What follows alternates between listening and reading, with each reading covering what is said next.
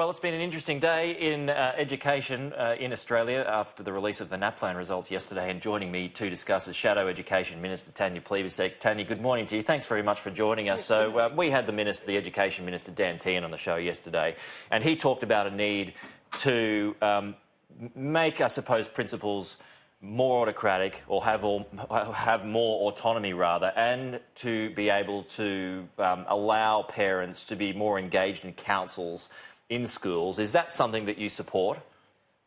Well, absolutely. And these are policies that we were doing when we were last in government. And sadly, of course, these reforms were just junked by the incoming Liberal government. They were called red tape.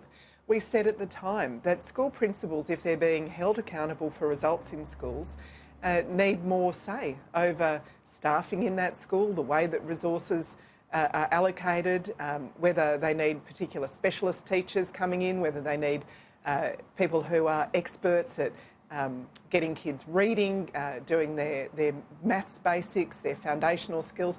Of course, teachers and principals should have more say about this.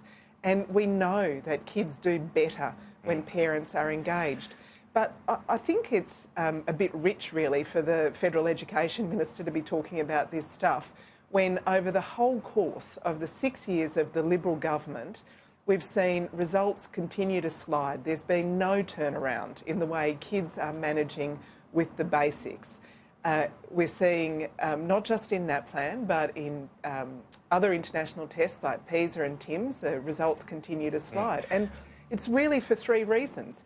It's about funding, it's about teaching, who we're attracting into the profession, the way we're supporting teachers in schools. We're asking them constantly to do more with less. And it's about using the evidence of what works. But some schools are doing great. Why aren't we spreading that best practice to every school? Well, just to bring up your point there about funding, I mean, to be fair, the government has increased the amount of funding to record levels, an increase of about $20 billion. Well, so hang on, is your point, is your criticism against that amount or against how that amount is used?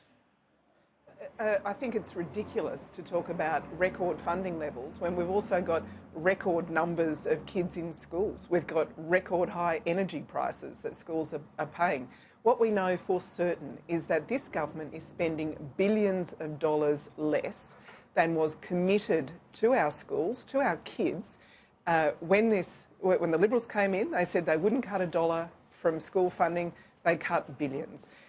More recently, they've restored some of that funding to Catholic and independent schools, but public schools are still going begging. And anyway, there's a common sense test here. There's a reason. No, let me just finish this. There is a reason that every weekend parents are out at sausage sizzles, at cake stalls, doing chocolate runs, doing walkathons and runathons and all sorts of fundraising, because they know that money matters in their schools and they know their school doesn't have enough. Adrian Piccoli this morning from Gonski says that the NAPLAN tests for Year 9 students should be completely scrapped because they don't pay attention anyway. Is that a bit too radical? What do you think about that? Look, I think after 10 years of NAPLAN, it is time to have a look at whether it's still fit for purpose, whether we're still testing the right things, whether we're doing the right things with the results we get, whether the online testing has worked, could it work better? I mean, there's a whole range of things that we could examine, including whether Year 9 is the right time to be testing. But fundamentally, I very firmly believe that we do need a test to tell us whether our system is working for our kids, whether they're getting the basics. We need a test that tells us whether that's happening right across Australia. And I would be very worried about anything that really reduced transparency. We want our kids to be getting the basics because we want them to have a rich learning experience for the rest of their lives. But if they can't read, they can't write, they can't do maths, it's pretty hard to do those more sophisticated subjects that we want to offer them later in life. Do you at least applaud the work that the government is doing when it comes to universities, announcing plans to crack down or to be able to establish red lines when it comes to research between foreign students and our local students here, as well as working against, the hacking of computer systems? Look, I think it's important that any large organisation like a university have strong security systems in place, cyber security, protection of intellectual property, protection for the personal information of their students and staff and so on. If there are examples where universities could be doing more with our security agencies, of course we support that in a bipartisan way.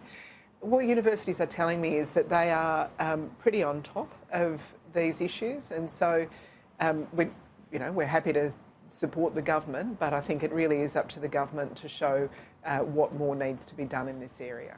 Tanya Plibersek, I know you've got to go, you've got to take your kids to school, but I just want to get your thoughts on the big story out of New South Wales that involves New South Wales Labor Party. I know you'd be restricted about what you can say given an investigation is taking place, but I'm wondering what your thoughts are when it comes to the damage to the Labor brand at the moment. How concerned are you about that? Well, I'm concerned about the damage to democracy and people's view about politics altogether. I mean, you know, Labor's before the ICAC at the moment. It wasn't so long ago that the Liberals lost, I think it was 10 state MPs. They either had to resign or move to the crossbench. So sadly, this is something that has affected political parties across the board. It's the reason I'm such a strong supporter of the New South Wales ICAC. It's the reason I'm a strong supporter of a federal ICAC with real teeth. People have to be able to have faith in our democracy. They have to know that if poor behaviour happens, that people will be caught. It's also the reason, incidentally, that I'm a supporter of much stronger disclosure laws around donations. We should have lower disclosure thresholds, so you have to disclose smaller amounts of money. That should happen sooner, not months and months after an election has happened. And I think we also need to have a look at things like spending caps on election campaigns, because while this advertising arms race continues, while you've got people like Clive Palmer spending, you know, $60, $70, $80 million on advertising, I think we're going to have problems in our system. But it has been a bad few years. There's been 2 state leaders resign, a senator quit, 2 party secretaries hit the fence, several MPs found to be corrupt and jailed, officials, union leaders disgraced. I mean, you've got the whole John Setka situation going on as well. I mean, what sort of a time is this to be involved in the Labor Party? I mean, is there an embarrassment that's associated with it? Well, no, I'm always proud to be a member of the Labor Party. It's the Labor Party that's always delivered for Australia great economic reforms and great social reforms.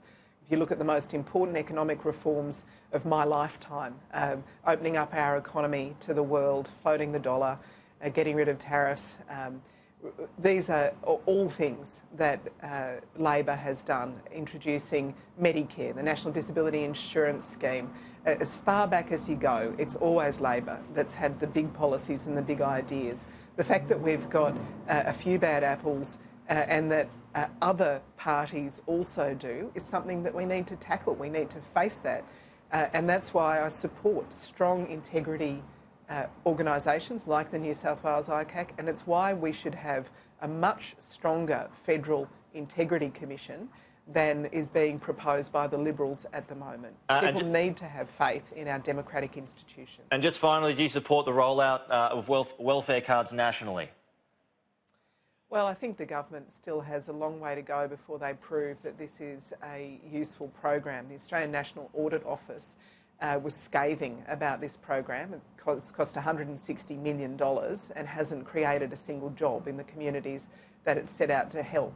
I think it is important that we continue to create real jobs in remote communities and that we continue to support people to look after their children and their families in the best and most responsible way. But we know that where this card has worked, it's worked because the communities wanted it.